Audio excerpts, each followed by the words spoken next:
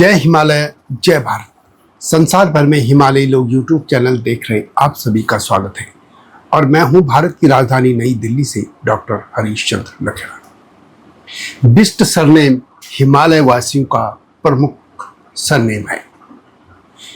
नेपाल में भी तिब्बती मूल का एक बौद्ध राजवंश का सरनेम बिष्ट रहा है। आमतौर पर लोग यही मानते हैं कि बिष्ट सरनेम भारत और नेपाल के पहाड़ी राजपूत क्षेत्रीय व ब्राह्मणों का ही उपनाम होता है, परंतु नेपाल में बौद्ध भी बिष्ट होते हैं। वास्तव में हिमालयी सभ्यता और समाज में कुछ उपनाम ऐसे हैं जो भौगोलिक, जाति और सांस्कृतिक सीमाओं को लांघकर पूर्वी पर्वतीय क्षेत्र की पहचान बन चुके हैं। बिष्ट ऐसा ही एक उपनाम है या सरनेम है जो पश्चिम में हिमाचल से लेकर पूर्व में सिक्किम, दार्जिलिंग और नेपाल तक फैला हुआ है। इसका मूल संस्कृत शब्द विशिष्ट है, जिसका अर्थ विशेष या प्रतिष्ठित होता है। यह केवल खस, आर्य, क्षत्रिय या ब्राह्मण समाज तक सीमित नहीं है, बल्कि मंगोल, बौद्ध समुदायों और कुछ मामलों में नेपाल में कुछ दलित वर्गों में भी यह सरनेम पाया जाता है। इस उपनाम का इतिहास केवल जातीय पहचान नहीं बल्कि राजनीतिक, सांस्कृतिक और प्रशासनिक परिवर्तनों का साक्षी है। नेपाल के मुस्तांग यानी प्राचीन लो साम्राज्य के अंतिम राजा जिग्मे दोर्जे पलवार बिष्ट इस बहुआयामी परंपरा के सबसे चर्चित नाम रहे हैं। इस बार नेपाल के तिब्बती मूल के बौद्ध राजवंश के बिष्ट सरनेम की जानकारी दूंगा, लेकिन जब तक मैं आगे बढ़ूं आपसे अनुरोध है कि हिमालयी लोग यूट्यूब चैनल को सब्सक्राइब अवश्य कर दीजिएगा, जिन्होंने अब तक ऐसा नहीं किया है या जो चैनल पर नए हैं, और मेरे सत्यमेव जयते चैनल को भी देखिएगा, वो समसामयिक मुद्दों पर केंद्रित है। ये आपसे विनम्र अनुरोध है। आप सभी जानते होंगे कि उत्तर प्रदेश के मुख्यमंत्री योगी आदित्यनाथ का संन्यास लेने से पहले का नाम अजय सिंह बिष्ट था। वे उत्तराखंड के गढ़वाल के राजपूत हैं। यह सरनेम हिमाचल से और सिक्किम तक पाया जाता है, जैसे मैंने पहले भी कहा। लेकिन अब बात करते हैं नेपाल में तिब्बती मूल के बिष्ट बौद्ध राजवंश की। नेपाल में मुस्तांग एक जिला है।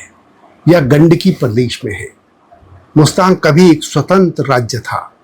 हालांकि भाषा और संस्कृति के मामले में यह तिब्बत से घनिष्ठ रूप से जुड़ा हुआ था। शताब्दी के अंत में इस राज्य पर नेपाल का कब्जा हो गया और 1795 में यह नेपाल साम्राज्य के अधीनस्थ एक राज्य बन गया था। यानी नेपाल के एकीकरण की प्रक्रिया के तहत यह नेपाल के अधीन आ गया। नेपाल सरकार के आदेश से 7 अक्टूबर 2008 को राजशाही का अस्तित्व समाप्त हो जाने के साथ ही मुस्तांग भी नेपाल के डेमोक्रेटिक सिस्टम का हिस्सा बन गया।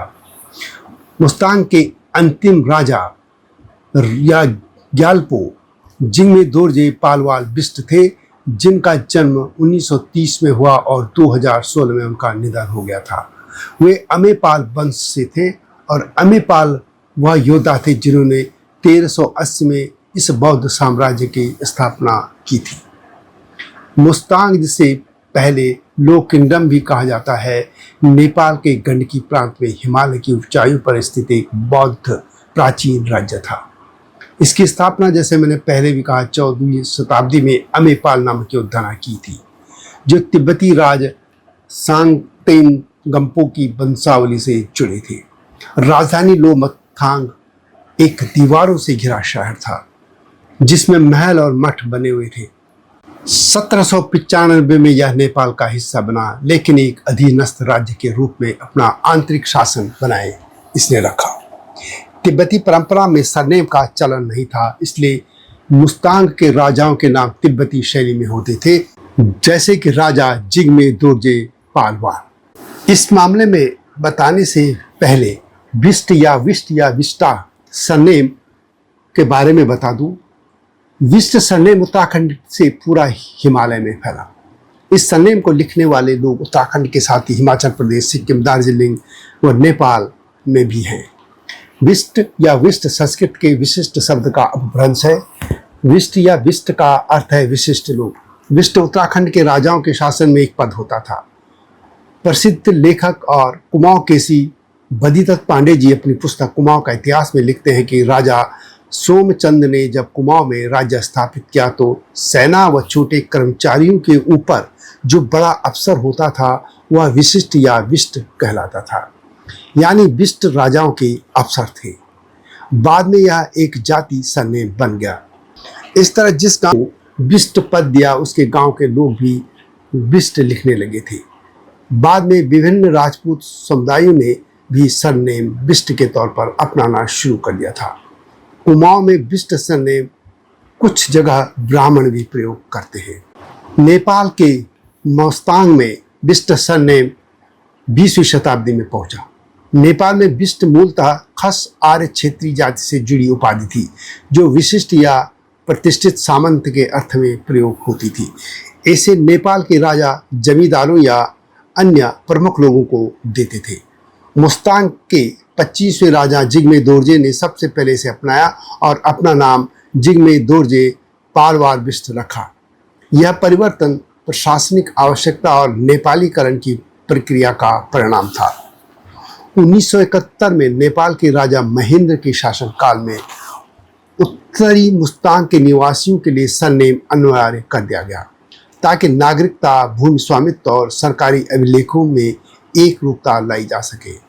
उस समय नेपाल के प्रधानमंत्री कीर्तिनिधि बिष्ट थे, जिनका यह उपनाम शायद चयन में प्रेरणा का कारण बना और उसे तिब्बत मूल के लोगों ने भी अपना लिया था।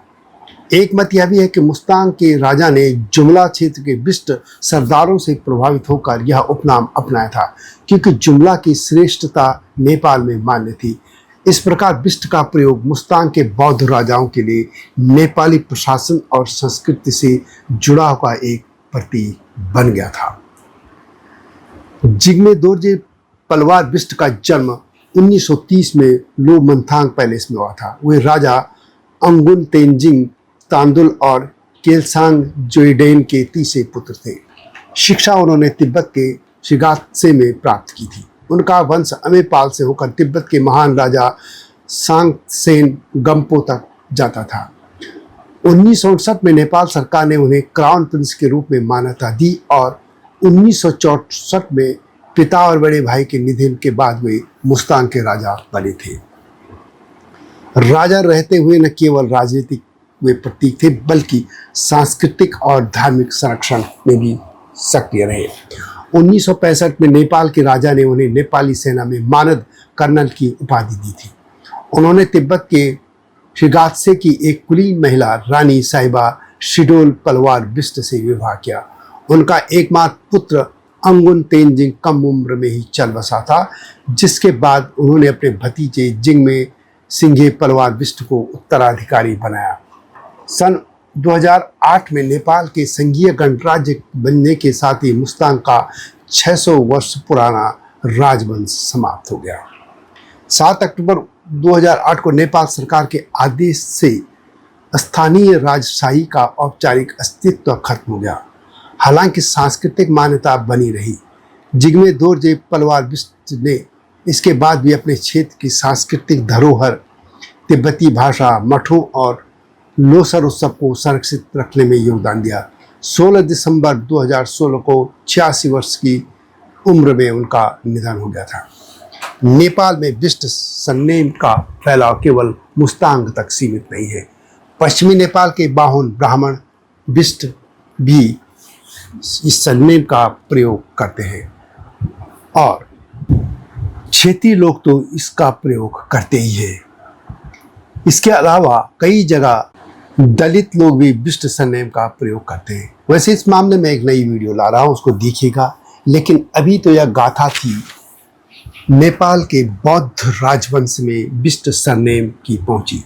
यह सरनेम कुमाऊं के चंद राजाओं के शासन में उभरा और उसके बाद पूरे हिमालय में फैल गया। तो यह थी उत्तराखंड से नेपाल के बौद्ध राजवंश तक बिष्ट सरनेम जाने की गाथा। ये वीडियो कैसी लगी कमेंट में उससे लिखें। जल्दी आऊँगा नई गाथा के साथ, तब तक जय हिमालय, जय भारत। हिमालय पे पेड़ हो तो गीत गाएंगी नदियाँ, गीत गाएंगी नदियाँ। पेड़ों पे चिड़िया है तो गीत गाएंगी नदियाँ। पेड़ों पे चिड़िया है तो गीत गाएंगी नदियाँ। माँ की लोरी जैसे होते हैं नदियों के गीत।